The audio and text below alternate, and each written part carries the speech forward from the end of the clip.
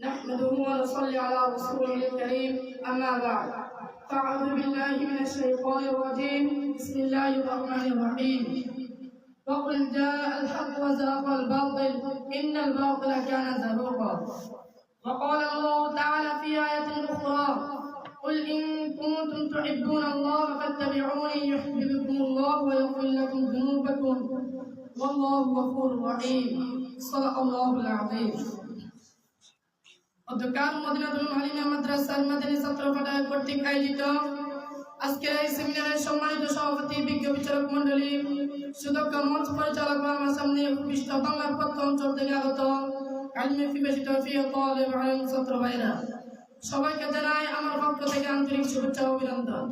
প্রিয় উপস্থিতি, আজকে আমার আলোচ্য বিষয় হলো শিয়াবে আবে তালিব বৌদ্ধ নবীর দুঃখ দিনের ইতিহাস।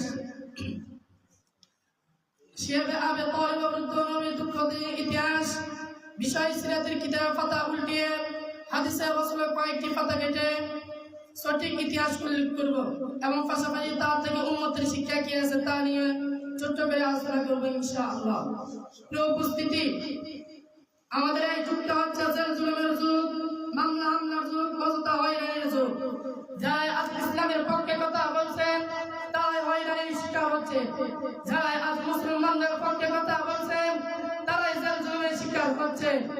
জালেমের জিন্দাগানের জন্য আজ মুসলমানদের আবাসস্থল, মুসলমানদের ঠিকানা এভাবে কারাগারে থেকে মূর্খ অসংখ্য আলেম ওলামা ছাত্র তুলাবা। মুসলমানদের এমন কঠিন সময় শিয়াবে আবে তালিব বৌদ্ধ নবীর দুঃখ দিনের ইতিহাস।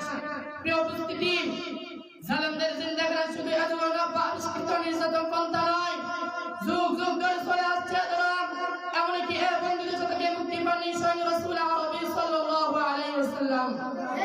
তবে তিনি সরাসরি জেলখানায় ছিলেন না, তার সময় থেকে অবরুদ্ধ করে রেখেছিলেন 3 বছর।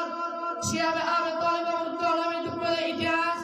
রাসূলুল্লাহ তার পরিবেশক 3 বছর সেখানে বয় করেছিলেন। আর কি নির্যাতন!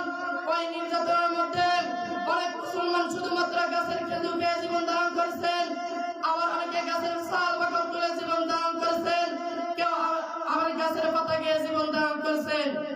সেই নির্যাতিত দলের প্রথম ব্যক্তি হলেন আমাদের প্রিয় নবী সাল্লাল্লাহু আলাইহি ওয়াসাল্লাম।